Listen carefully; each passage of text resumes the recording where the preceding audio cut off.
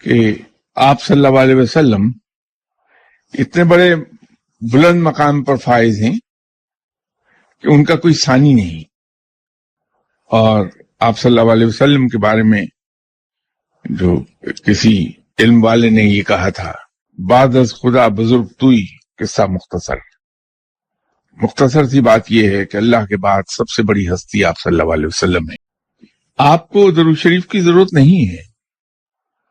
جو شافعی میشر ہیں ان کو کس چیز کی ضرورت ہے؟ اپنی امت کے، اللہ مجھے معاف فرمائے، محتاج تھوڑی ہے کہ امت ان پہ درود شریف بھیجے۔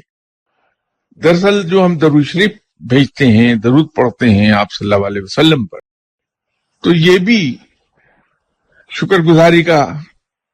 ایک انداز ہے کہ آپ صلی اللہ علیہ وسلم نے ہم پر ایک اتنا بڑا احسان کیا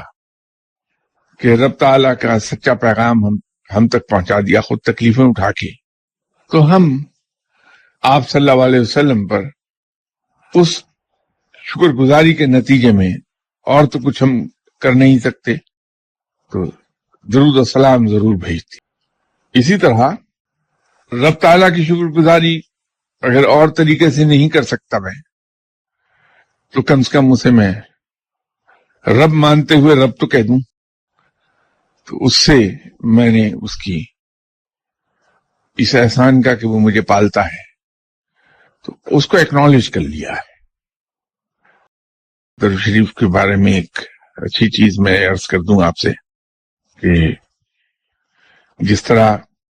یہ کہا جاتا ہے کہ اگر کوئی چیز گم ہو جائے تو ان اللہ پڑھتے ہوئے اگر اسے ڈھونڈا جائے تو مل جاتی ہے۔ اسی طرح بعض اوقات ہم باتیں بھول جاتے ہیں، تو اگر درود شریف دل میں پڑھتے ہوئے کوشش کی جائے کہ بات ہمیں یاد آ جائے،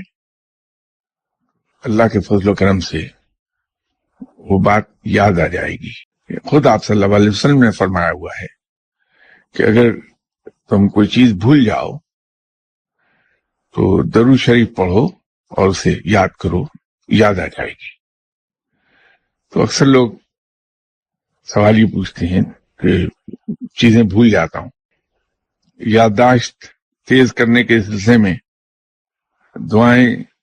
جو بھی کی اور اس کے جواب جو آئے، مختلف لوگوں کے لیے مختلف صورتیں آتی ہیں، تو اس میں زیادہ تر جو صورتیں تھیں وہ تھیں سورہ یوسف، سورہ آل عمران، اور اسی طرح بابا صاحب نے، بابا فرید گنج شکر رحمۃ اللہ علیہ صاحب فرمایا تھا کہ